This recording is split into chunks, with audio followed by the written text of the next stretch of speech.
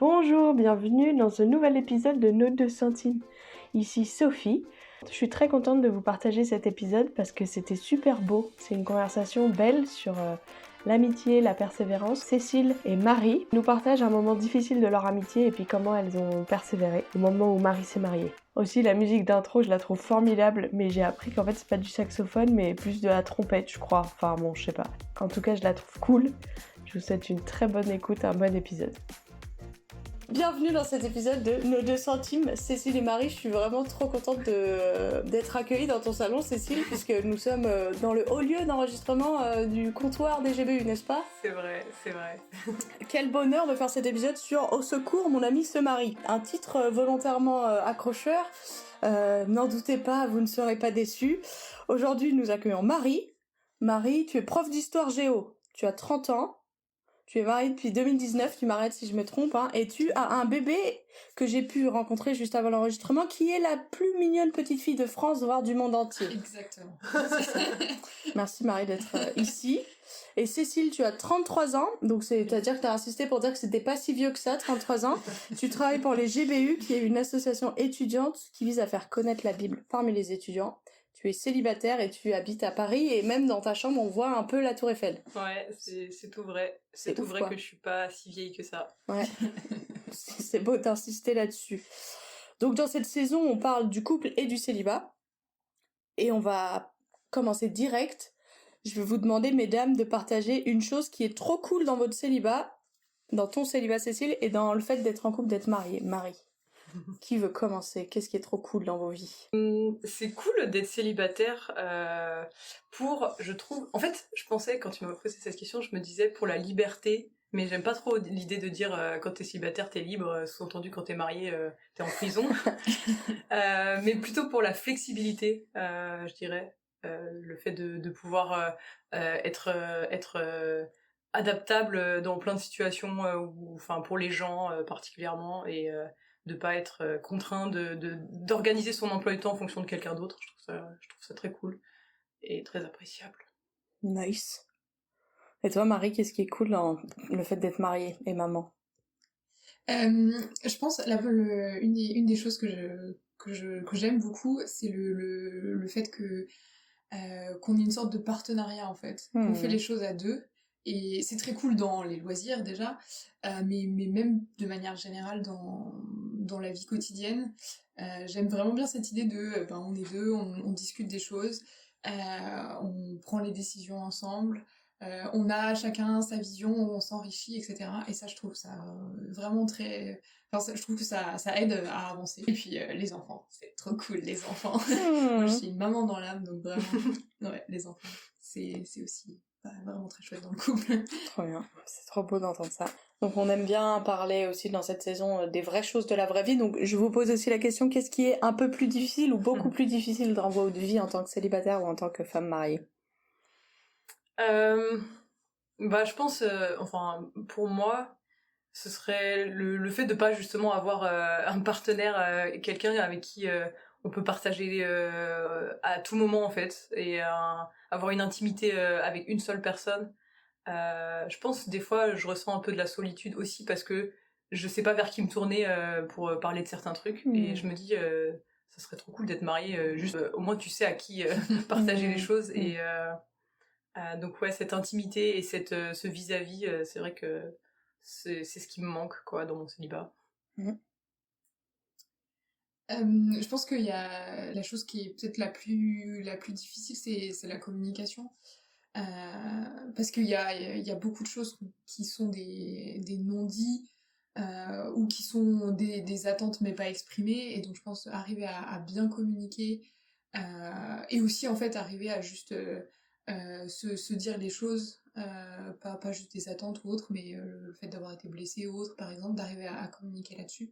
Et donc je pense qu'il va avec, c'est le pardon qui va avec cette communication, arriver à se pardonner mutuellement. Et ça dans la durée, pas juste une fois quoi. Et ça arrive plus souvent parce que on est tout le temps, enfin la plupart du temps ensemble. Donc je pense que c'est ça qui demande le plus de travail et qui est le plus difficile, mais qui permet aussi de grandir. C'est beau, mais j'imagine que ça doit être difficile. en effet. Prochaine question qui est peut-être difficile d'être synthétique, mais c'est quoi votre histoire d'amitié, Cécile-Marie, en quelques minutes? Si vous avez un trajet d'ascenseur pour dire comment Voilà. vous vous êtes rencontrés et comment vous êtes devenus amis, qu'est-ce que vous dites? Ok, c'est moi qui parle parce que toi, tu vas trop c'est vite. clair. C'est ce que j'allais dire. On s'est rencontrés au groupe biblique universitaire. Moi, j'étais responsable d'un groupe qui organisait des discussions autour de la Bible. Cécile, elle faisait son stage avec l'association. Et donc, on s'est rencontrés en organisant des événements. On raconte beaucoup l'anecdote on a discuté ensemble la première fois sur un Google Doc où on était des animaux étranges interposés. Après, je pense on a rapidement beaucoup discuté. Et en fait, pas très longtemps après, je pense 1 an, quelque chose comme ça, on est devenus colocs. Et c'est là qu'on a vraiment approfondi notre amitié. Et donc, on est restés 4 ans 6 ans. 4 ans. Et à débat. Calcul. Non, 4 ans. 4 ans, ok. Ouais. Bah, 4 ans coloc, c'est déjà pas mal. Ouais. Ok. C'est ça, bien résumé. Trop beau, excellent. Donc vous étiez amis avant Marie que tu te maries, vous étiez coloc quand tu étais célibataire, et tu t'es mariée à la fin de vos 4 ans de coloc? Exactement. Ouais. Peut-être 6 mois 6 mois après la fin de notre coloc. Ok. Donc trop bien, une belle histoire d'amitié qui continue. On va rentrer direct dans le sujet, hein, parce qu'on n'est pas venu là pour raconter des trucs pas profonds. C'est quoi les choses qui étaient difficiles pour vous, chacune respectivement, et peut-être ensemble, dans la transition de votre amitié de célibataire et de votre amitié célibataire, femme en couple ou femme mariée? Moi, je pense, je pense, Marie le dira, mais que je pense que je suis la personne qui a le plus été affectée par ça. Parce que pour moi, enfin, et je pense pas que ce soit une bonne chose, mais j'étais, je pense, trop attachée à Marie, et du coup, quand elle s'est fiancée, j'ai vécu ça un peu comme un peu un abandon, une séparation, où je me suis dit, bon, bah, ça y est, j'aurais plus du tout Marie pour moi, et maintenant elle va se marier, et en fait, moi, j'avais l'impression que ça allait être la fin de notre amitié, et du coup, je l'ai vécu assez difficilement. Ce qui a été difficile du coup, c'est le sentiment de finir l'amitié en fait. J'avais l'impression que je pense que j'ai du mal à vivre dans tous les cas. C'est pas la première transition où une amie se mariait, mais à chaque fois c'était quelque chose d'assez difficile pour moi. Et du coup, j'ai un peu du mal à accepter qu'en fait on puisse être amis, et que même si la personne a un autre vis-à-vis plus intime, et ben il peut quand même être ami avec moi. J'ai un peu une notion de, je pense que j'ai tendance à voir mes amitiés de façon trop exclusive, et du coup en fait ça fait mal dès que ça change dans ce genre de situation. Donc c'est ça que ça a été difficile, donc beaucoup dans ma tête, ça a été difficile beaucoup dans ma tête, mais aussi ça a été difficile de juste arrêter d'être en coloc avec elle, le fait de s'éloigner même physiquement en fait, et puis aussi après qu'elle se soit mariée, elle est partie vivre en Allemagne 2 ans, 2 ans. 2 ans. Mais 1 an après mon mariage. Mais 1 an après le mariage, ouais, tout à fait. Mais bon, ça c'était un peu, enfin c'était pas le truc le plus difficile, mais bon ça a joué aussi dans l'éloignement. C'était un éloignement géographique, mais voilà, je pense que le plus difficile c'était quand même au début d'accepter le fait qu'en fait notre relation allait changer, d'accepter le fait que elle aura pas tout le temps pour moi, tout le temps pour passer du temps, ouais, tout le temps pour moi quoi. Voilà. Oui, c'est intéressant parce que pour les amis célibataires, ça fait un vide, alors que pour la personne qui se marie, ce vide il est remplacé par quelqu'un d'autre. Ouais, c'est ça. Mais vous avez pas de vide, enfin c'est pas un vide, c'est juste qu'il y a une forme de... Ouais. Je pense que moi, c'est peut-être une des choses qui a été difficile, c'est que justement moi je voyais pas le vide, et moi j'avais pas l'impression, alors je savais que notre amitié allait changer puisqu'on allait plus être en coloc, mais je pense que j'ai plus vécu du coup, ce qui a été plus difficile c'était la fin de cette transition là, de plus être en coloc. Mais sur le fait que j'allais me marier, j'avais pas l'impression que ça allait changer profondément notre amitié en fait, que j'allais moins partager avec Cécile, ou bien sûr on allait peut-être pas se voir aussi souvent, mais ça voulait pas dire qu'en fait on n'allait pas pouvoir communiquer par message ou autre sur des petites choses du quotidien, ou et donc peut-être que ce qui a été difficile c'est de justement voir que que du côté de Cécile, c'était, ça avait l'air d'être, je sais pas comment dire, ouais, presque une trahison. Alors que en fait, moi, je voyais pas trop pourquoi et comment je pouvais éviter ça en fait, parce que j'avais pas l'impression que j'avais changé dans ma manière d'être. Et donc d'arriver à savoir comment réagir face à ça, et d'avoir l'impression de décevoir, mais sans trop savoir comment, ouais, comment faire mieux, quoi. Ce que tu partages, Marie, ça me fait penser qu'il y a vraiment un mystère de... tu t'as dit comment je pouvais faire mieux, mais en fait, il n'y a pas à faire mieux, quoi. Enfin, il y a un deuil à faire de là, et chacun fait pas son deuil de la même manière, parce que c'est pas les mêmes choses qui doivent mourir, quoi. Et avec le recul, je vois bien qu'en fait, c'est moi qui ai vraiment mal vécu le truc, et que justement, j'avais mon deuil à faire, et je devais juste réajuster la relation. Et c'est pas que Marie elle m'a trahi ou qu'elle ait fait quelque chose de mal ou voilà, mais donc il y a une grosse part de subjectif, quoi, où c'est moi qui ai mal vécu le truc. Après je pense que de manière générale c'est pas forcément évident de vivre ce genre de situation, mais tout le monde le vit différemment. Il y en a qui le vivent très bien, il y en a qui arrivent très bien à se réjouir pour leurs amis qui se marient. Moi j'ai beaucoup plus de mal, en tout cas sur le moment, à me réjouir. Mais bon, maintenant je me réjouis beaucoup de leur mariage.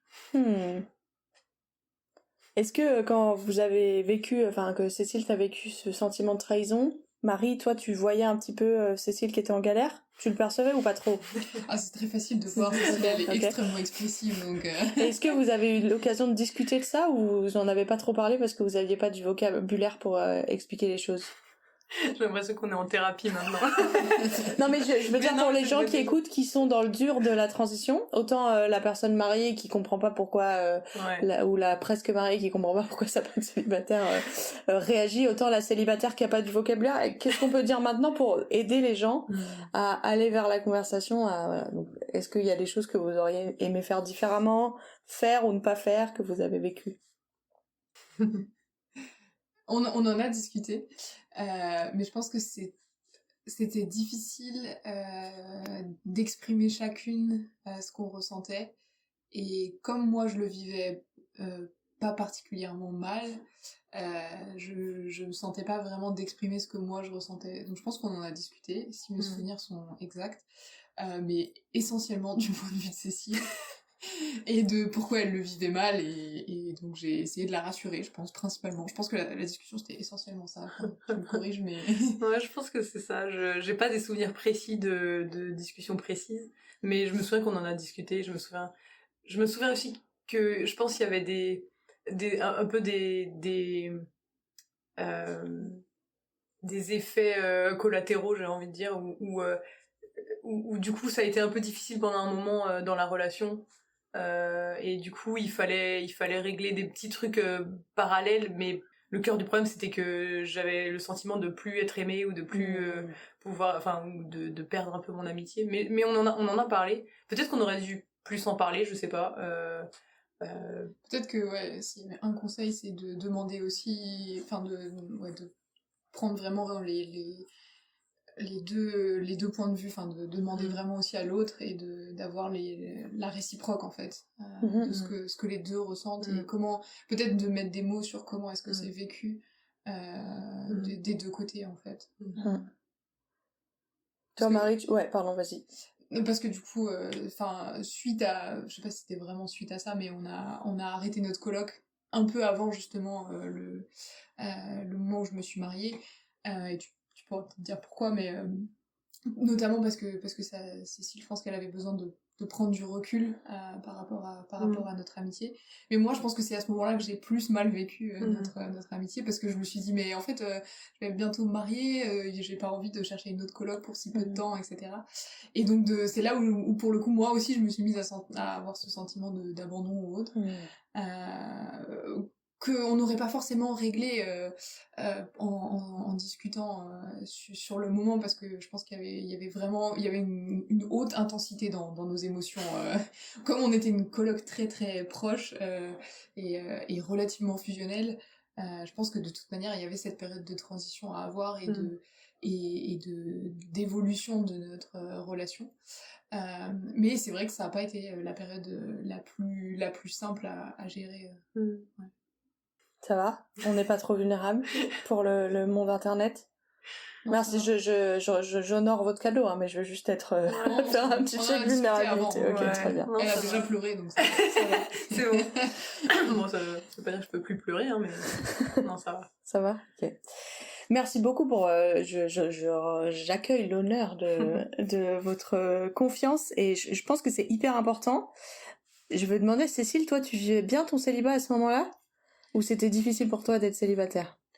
Je pense que c'était un peu mitigé. Ouais. À ce moment-là, je pense que je sortais d'une rupture plus ou moins récente. Non, c'était pas si. Mais bon, ouais, je dirais que je le vivais pas trop mal, mais pas non plus. Enfin, je pense que je voulais quand même être en couple, quoi. Ouais. Mais Est-ce que t'avais l'impression que ça appuyait sur ça aussi? un peu, je pense. Forcément, si j'ai le sentiment que je vais perdre mon amie la plus proche, bah ça me renvoie à ma solitude, quoi. Ouais. Et ça me renvoie un peu au fait que moi j'ai pas ça, mais pas. Je pense pas que c'était le truc principal dans les émotions, mais ça a dû jouer, ouais. Ouais. Ok. Mais je trouve ça intéressant parce qu'on pourrait imaginer, tu le vis mal, ça veut dire que tu vis mal ton célibat, mais en fait c'est pas forcément. Ouais. C'est deux choses différentes. Être célibataire, on peut kiffer être célibataire et quand même trouver ça difficile, le Ouais. changement relationnel, quoi. Tout à Je fait. voulais juste adresser ça pour qu'on soit sûr, les gens Ouais. qui écoutent, n'allez pas Ouais. dire à votre ami célibataire, le mariage c'est une idole pour toi, comme j'ai pu l'entendre des fois, c'est pas ça l'enjeu, c'est autre. Ça peut être ça, mais c'est pas Alors que forcément ça peut être ça. l'amitié qui est une idole. Oui, c'est ça, c'est clair. Méditons sur ces paroles. Ouais. Marie, est-ce que t'as des trucs que tu voudrais dire à la personne qui est mariée, qui va se marier bientôt et qui voit ses amis célibataires qui sait pas trop comment être en relation avec elle, qui a peut-être ses amis célibataires qui réagissent de manière un peu incompréhensible ou difficile? Qu'est-ce que tu leur dirais aux personnes qui vont se marier? Je pense que je leur dirais d'insister ou en tout cas de réaffirmer leur engagement dans l'amitié, de dire que bah, c'est pas parce que il va y avoir une évolution, il va y avoir un mariage, que justement la relation va plus exister, en fait qu'on peut continuer à être amis et qu'en fait il va y avoir quand même que cette relation d'amitié elle peut continuer à être forte. Voilà, donc je conseillerais de le faire. Après, dans les faits, ça marche pas toujours, hein, faut quand même le savoir. Moi, je l'ai fait plusieurs fois et ça a pas toujours eu les résultats escomptés.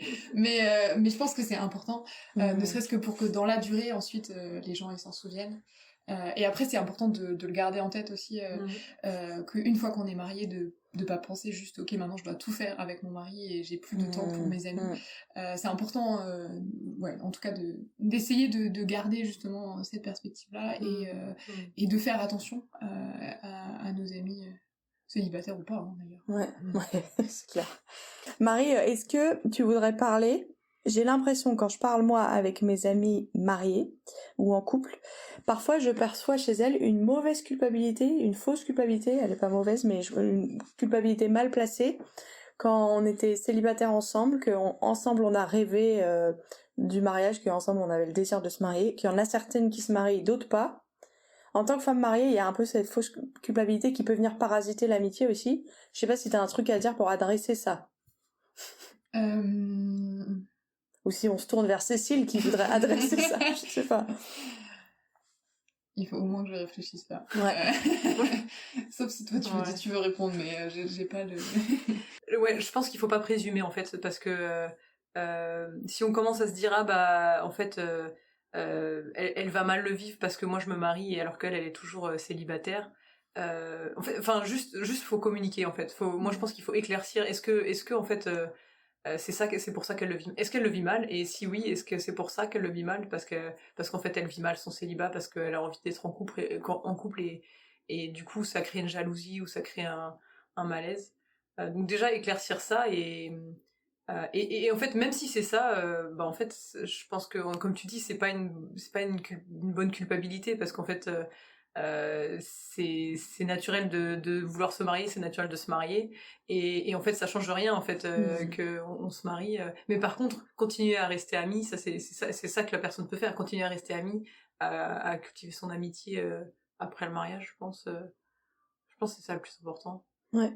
Moi, je rajouterais sur ça que dans la Bible, Dieu il dit que le célibat c'est un cadeau et le mariage c'est un cadeau. Mais j'ai l'impression qu'aujourd'hui, on se comporte un peu comme si le mariage c'était un cadeau et le célibat c'était une sale malédiction ou une maladie, quoi. Et que en tant que femme mariée, on peut pas dire à un célibataire qui le vit mal, le célibat c'est un cadeau, tais-toi avec ta souffrance. Mais en tant que personne mariée ou qui va se marier, d'être sûr que le célibat c'est un cadeau aussi, ça peut aider à accompagner le célibataire à voir que Dieu est pas en train de refuser quelque chose qu'il a donné à la personne qui se marie et qui donnerait pas à la personne célibataire, et que du coup Dieu il préfère quand même vachement les gens mariés parce qu'il leur a filé ce cadeau et que célibataire il leur donne rien. Et je pense que ça c'est une fausse croyance très très présente dans nos cœurs, parce que voilà la culture de nos églises, nos histoires personnelles et tout ça, et que peut-être qu'il faut se poser en tant que personne qui va se marier et en tant que célibataire et dire pourquoi est-ce que j'ai l'impression que Dieu il m'aime moins, peut-être. Parce qu'il m'a pas donné ça alors qu'il l'a donné à d'autres. Dans la vie est une succession de cadeaux qu'on reçoit qu'on voulait pas et qu'on doit apprendre à accueillir comme des cadeaux, je crois. C'est facile à dire comme ça, et je veux dire c'est un processus que moi-même je dois apprendre à accueillir les cadeaux que Dieu me donne, que j'ai pas du tout envie d'accueillir.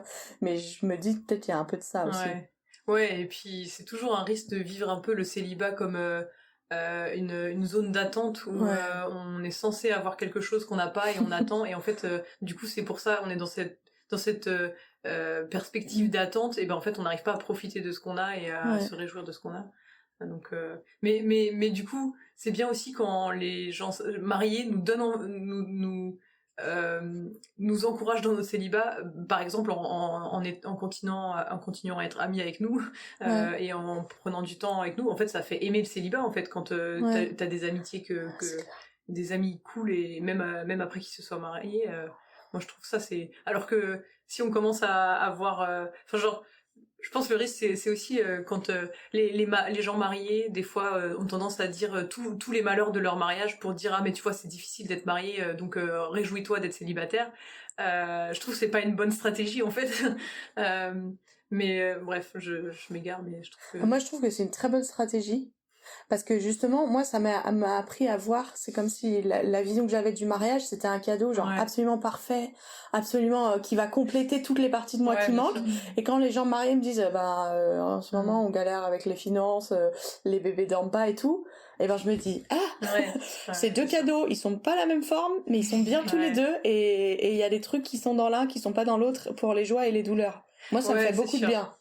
Mais en fait, je pense, peut-être ça dépend aussi du genre de gens qu'on fréquente, mais si t'entends trop l'un... Mais sont tes amis, Cécile. Non, pardon, c'est pas gentil. Non, mais en fait, je me dis... On parle pas de moi ici. Non, je parle pas de Marie. Mais je pense que ça dépend aussi des cultures, peut-être aussi des cultures d'église, ou des cultures de familiales ou quoi, mais j'ai l'impression que... Je sais pas, peut-être il y a les deux. Moi, c'est vrai que il y a ceux qui vantent tellement le mariage comme si c'était le paradis à atteindre, et qu'en fait une fois qu'ils sont mariés tout va bien, et ça c'est vrai que c'est faux, et en fait il faut démystifier ça. Mais en même temps des fois il y a de l'autre côté un peu les gens mariés qui veulent dire aux célibataires ah non mais c'est dur le mariage, regarde comment je galère et comment je souffre. Et en fait, je pense entre les deux, on peut juste dire ce qui est cool dans le mariage, comme tu as fait au début en fait avec tes questions, mais dire ce qui est cool dans le mariage et ce qui est cool dans le célibat, et dire merci Seigneur pour ça, et le vivre quoi. Et en même temps, admettre qu'il y a des difficultés à la fois dans le mariage et dans le célibat, et elles sont différentes, mais il y en a en fait. Et c'est vrai aussi que tant que t'es pas marié, tu sais pas vraiment ce que c'est que les galères du mariage, et donc c'est aussi bon de le savoir. Ceci dit, quand on était en coloc, moi je pense que ça m'a assez bien préparé au mariage, sur la communication par exemple. Dans certaines amitiés, c'est bien de travailler, dans toutes les amitiés d'ailleurs, c'est bien de travailler sur la communication par exemple. Donc des fois, on n'imagine pas, mais c'est une manière de goûter quoi, un aperçu de qu'est-ce que ça peut être. Et puis c'est vrai que la coloc tu vis ensemble, donc c'est vrai que ça ressemble aussi un peu d'une certaine façon. Tu n'échappes pas aux galères de la vie quotidienne du mariage quoi. Cécile, est-ce que tu aurais des choses à dire aux personnes célibataires qui écoutent, ou aux personnes mariées, pour leur donner des conseils sur cette amitié qui est en train d'évoluer? Je pense que ce qu'on a dit un peu, je dirais qu'il faut communiquer. Les relations ça évolue. Je pense que c'est quelque chose qu'on sait intellectuellement. Oui, les relations ça évolue avec le temps, etc. Mais il faut vraiment prendre conscience que ça évolue aussi enfin ça évolue parce que nous on évolue dans notre relation, nous-mêmes, soi-même, on change intérieurement, on réfléchit, etc. Enfin, on peut évoluer, du coup les relations évoluent, mais aussi parce qu'il y a des circonstances extérieures qui dépendent pas de nous, comme le fait que l'autre personne se marie ou comme le fait qu'on déménage ou des choses comme ça. Et donc d'avoir conscience qu'en fait euh, les relations évoluent, et ben c'est pas une fatalité et que ça peut continuer.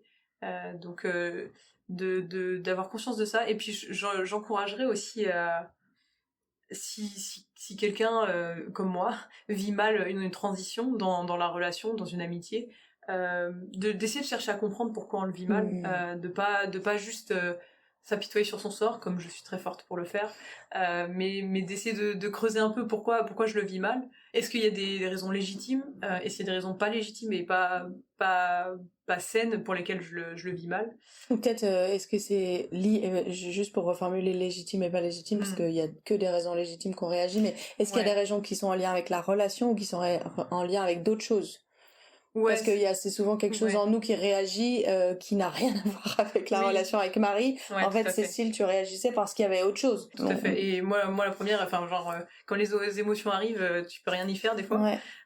Mais oui, tout à fait. Genre, est-ce que c'est des raisons intérieures à moi et du coup en fait c'est pas les circonstances, pas la personne qui a fait quelque chose de mal, ou est-ce qu'il y a des choses, c'est possible aussi que l'autre personne fasse les choses mal et se fasse des choses blessantes, et du coup bah est-ce qu'il faudrait lui dire réajuster ça aussi.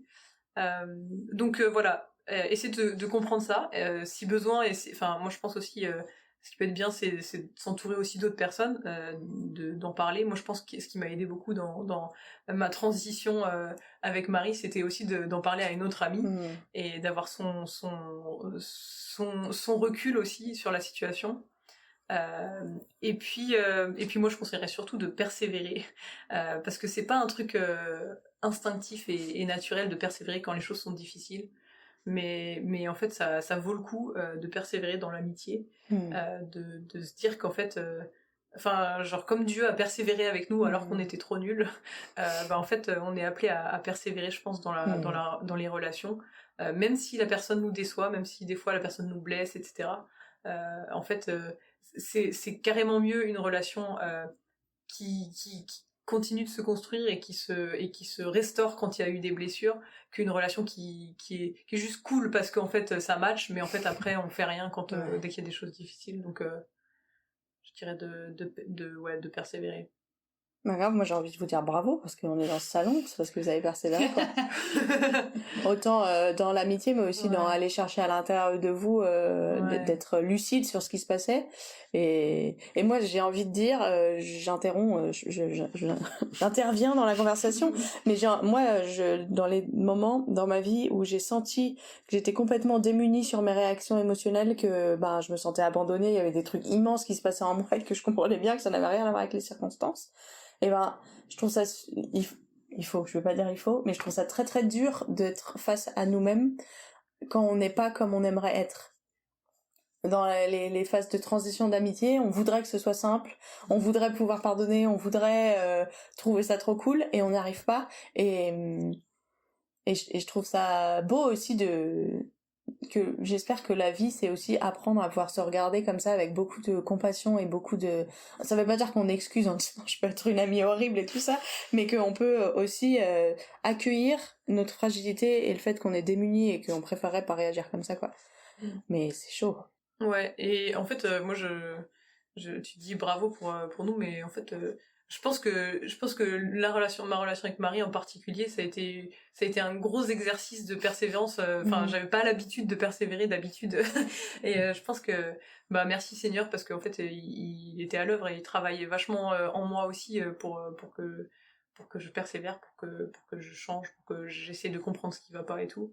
Et puis aussi merci aussi aux autres amis qui nous entouraient, je pense, qui m'entouraient en tout cas moi. Et merci à Marie d'avoir d'avoir continué d'être mon amie. Je pense qu'on a eu une période, une période de transition justement après le mariage ou pendant, je ne saurais pas définir exactement pendant combien de temps, mais où on a eu une phase un peu moins proche, je dirais. Et je pense que ça nous a aussi aidé après à nous poser un petit peu, parce que à tempérer un peu justement toutes ces émotions qu'on avait ressenties, et à reprendre des bases, des bonnes bases, des bases saines. Euh, et je pense que ouais, ce côté aussi, être capable de se poser, de tempérer un peu, ça nous a aussi aidé.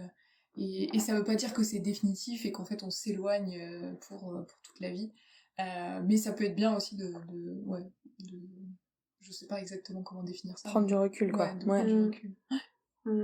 Oui, parce qu'en fait, il faut envisager une nouvelle forme de relation, de toute façon, même s'il n'y avait pas eu une transition relationnelle, il y a une nouvelle personne dans un mari ou une femme qui vient s'ajouter à la relation. Et il y a eu de la blessure des deux côtés, et du coup, forcément, il y a une nouvelle forme de relation qui vient, quoi. C'est ça. Marie, est-ce qu'il y a des conseils que tu voudrais donner aux personnes célibataires qui nous écoutent? Parce que tout à l'heure, tu as parlé aux personnes mariées. Est-ce que tu voudrais dire quelque chose aux célibataires qui sont en galère dans la transition d'amitié? En fait, ouais,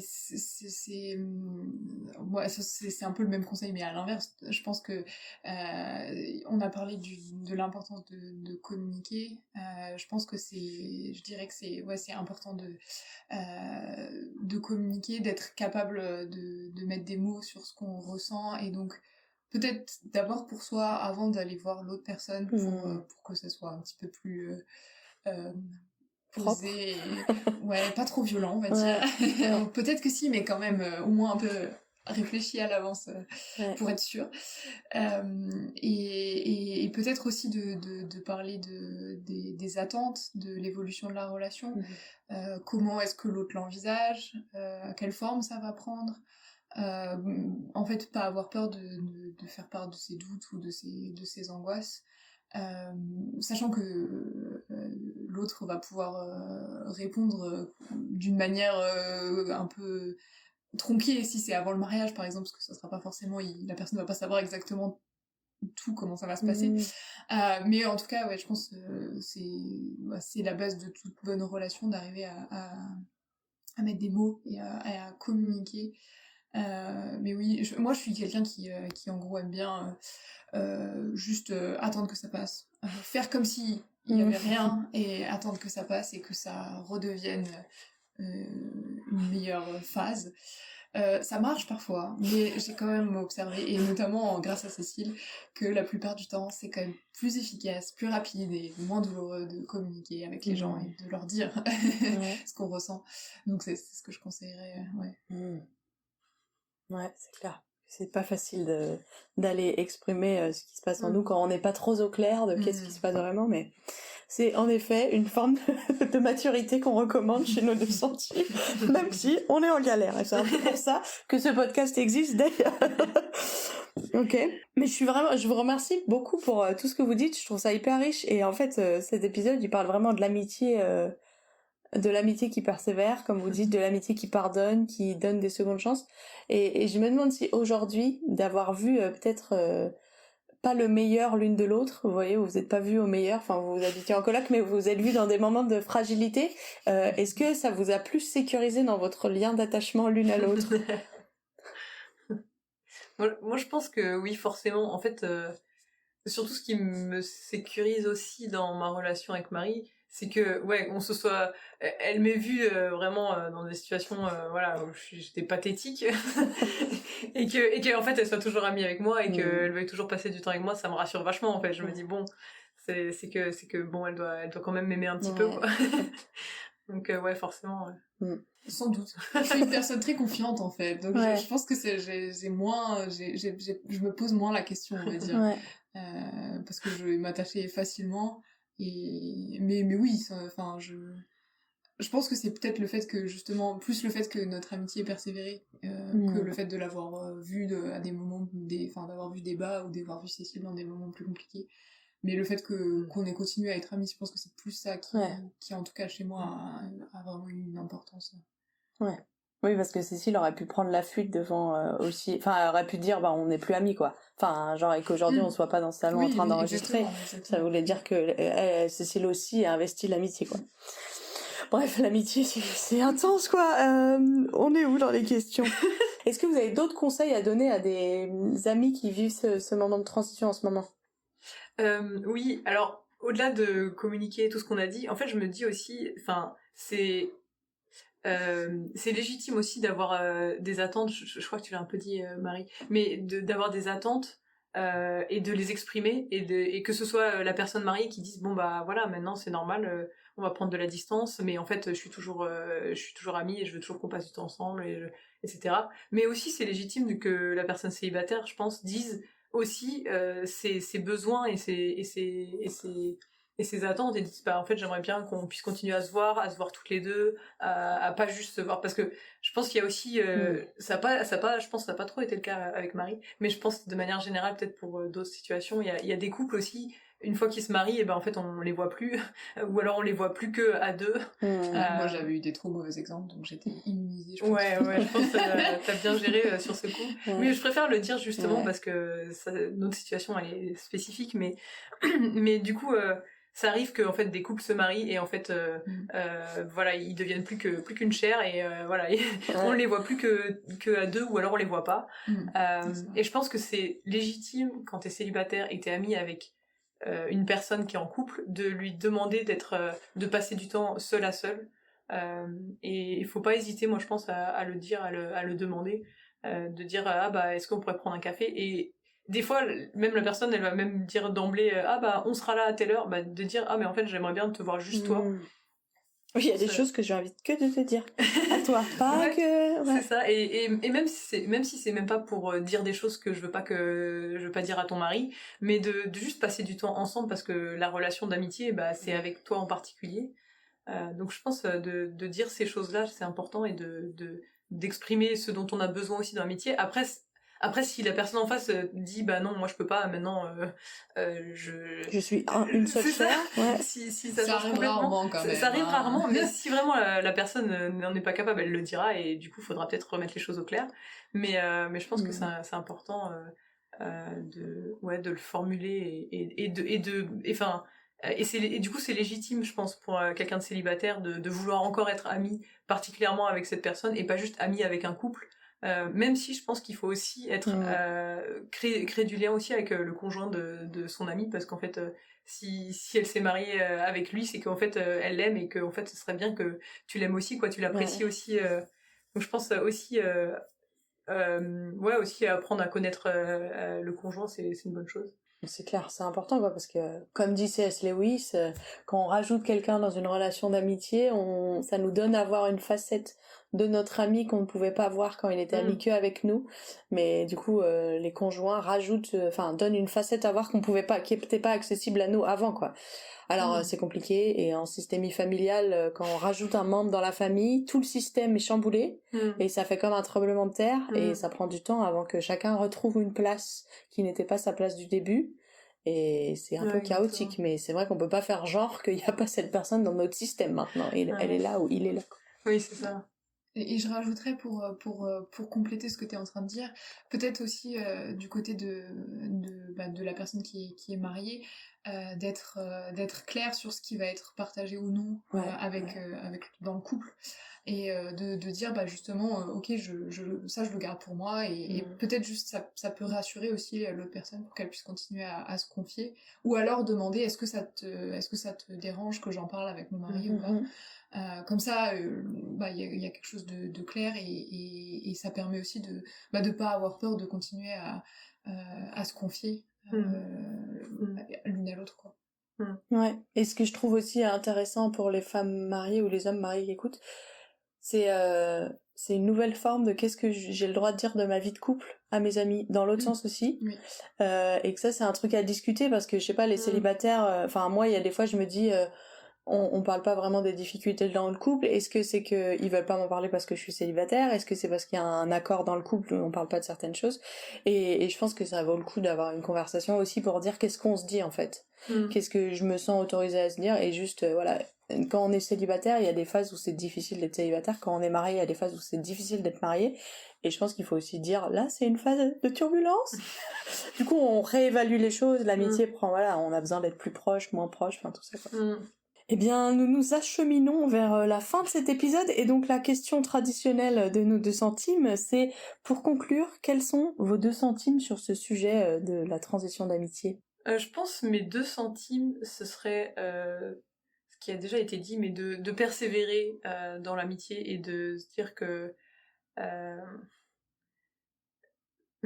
ça va, enfin, en fait, une relation d'amitié, c'est une relation où du coup ça a des hauts et des bas et c'est normal. Mais du coup, voilà, ça va arriver les transitions. Je pense que ça n'existe pas une amitié qui stagne et qui est toujours pareille. Même si on se parie jamais, il y a forcément des choses extérieures qui vont venir perturber. Donc, soyez prêts.